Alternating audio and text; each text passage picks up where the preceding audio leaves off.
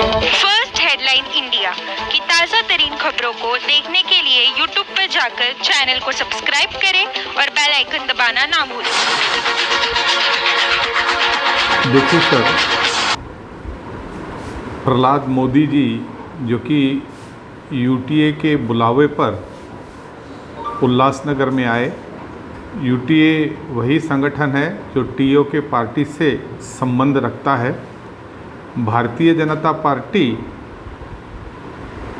का इससे कोई संबंध नहीं है। भारतीय जनता पार्टी ने इनको नहीं बुलाया है। अगर भारतीय जनता पार्टी ने इनको बुलाया होता, क्योंकि प्रधानमंत्री के भाई के होने के नाते अगर कोई हमें बुलावा दे न दे, एक सम्मान के रूप में आमदार और अध्यक्ष वहां ज़रूर पहुंचते। चूँकि प्रहलाद मोदी भारतीय जनता पार्टी के किसी तरह से जुड़े हुए नहीं हैं, उस विचार से संबंध नहीं रखते हैं, कोई कार्यकर्ता नहीं है, इसीलिए यह पूरी जिम्मेवारी यूटीए और टीओके की होती है।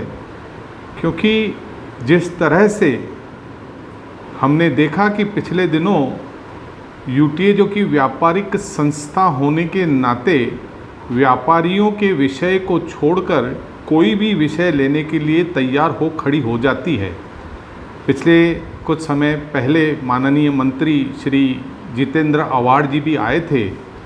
उन्होंने उस वक्त व्यापारियों के विषय छोड़कर जिनके घर टूटे हैं, इमारतें टूटे हैं, वह विषय लेकर यूटीए ने उनको बुलाया। व्यापारी की संगठना समाज के काम करने निकली है, अपने विषय से दूर भागकर काम कर रहे थे।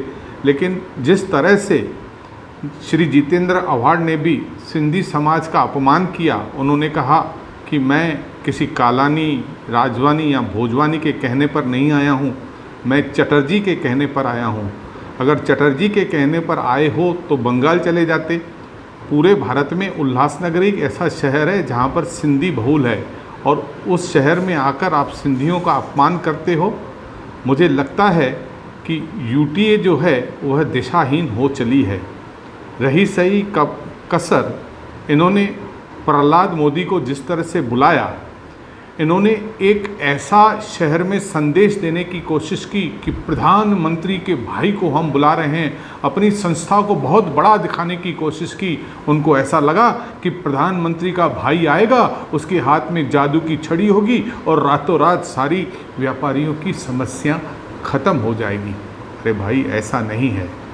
जिस तरह से उन्होंने वक्तव्य दिए कि उल्लासनगर के व्यापारी डुप्लीकेट चीज़ें बनाते हैं, उल्लासनगर के व्यापारी जो हैं वो जीएसटी ना भरें, और उन्होंने क्या कहा कि सिंधी समाज ने नमाज पढ़ना छोड़ दे, और उन्होंने क्या कहा, कब तक भीख मांगोगे, और उन्होंने क्या कहा कि रिफ्यूजी कब तक रहोगे। तो मैं यह कहना चाहता हूँ, इतने शब्द उन्होंने कहे, वहाँ बैठे आयोजकों के खून में कैसी ठंडापन था, किस तरह से उनको गुस्सा नहीं आया कि उन्होंने उनको रोकना चाहिए और कहना चाहिए कि हमने कभी नमाज नहीं पढ़ा।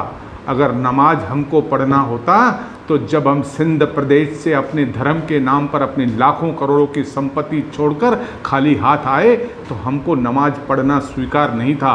हमने कभी नमाज पढ़ा नहीं था और हमने कभी भीख मांगी नहीं है। हमारे जो पूर्वज हैं उन्होंने कंधों पर बोरियां उठाई है, लोकल ट्रेन में लाची बेची है, उन्होंने ड्राइवर बन के उन्होंने काम किया है।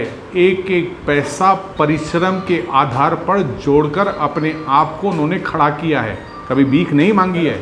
और रही बात रेफ्यूजी की, हम कभी नहीं कहते कि हम रेफ्यूजी हैं, हम शरणार्थी नहीं हैं, हम यहाँ के अब रहवासी हैं। और हमारे समाज का आज की तारीख में महाराष्ट्र हो या देश हो, उसमें यहाँ की जो अर्थव्यवस्था में भी बहुत बड़ा हाथ है। मुझे दुख लगता है कि जिस तरह से ये लोग अपना स्कोर बढ़ाने के लिए ऐसे व्यक्तियों को ले आते हैं।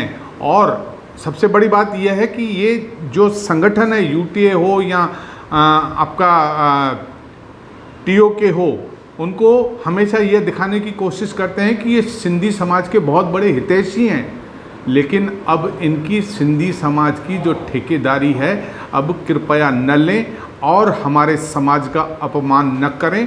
जो भी प्रहलाद मोदी ने मोदी के भाई होने के नाते, नरेंद्र मोदी के भाई होने के नाते जो उन्होंने यहाँ पर अपशब्द कहे हैं, उसको भारतीय जनता पार्टी और सिंधी समाज कभी भी स्वीकार नहीं करेगा और इसका हम निषेध करते हैं। और एक बात मैं अवश्य कहूँगा कि इसको बुलाने वाले राम वाधवा का नाम आगे आ रहा था।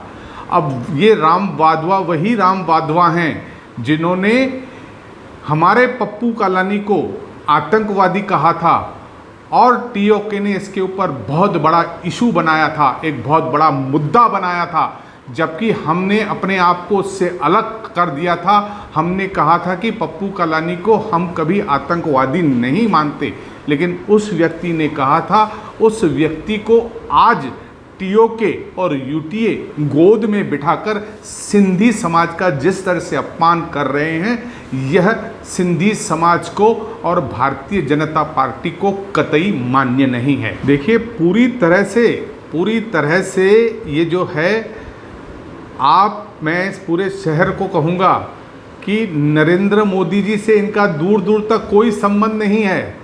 और हम कहते हैं कि जो उन्होंने बातें की वह समाज को दुख दे गई, बहुत बड़ा घाव दे गई और ये घाव भरने में बहुत समय लगेगा।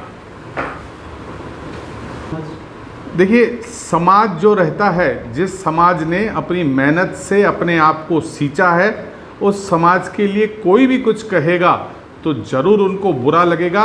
लेकिन पूरी तरह से समाज अपना आक्रोश इसलिए नहीं दिखा पाता, लेकिन समय जब आएगा तो ये आक्रोश दिखाएंगे और ऐसे आयोजकों के ऊपर पूरी तरह से इनको नकार देंगे, इस बात का मुझे विश्वास है।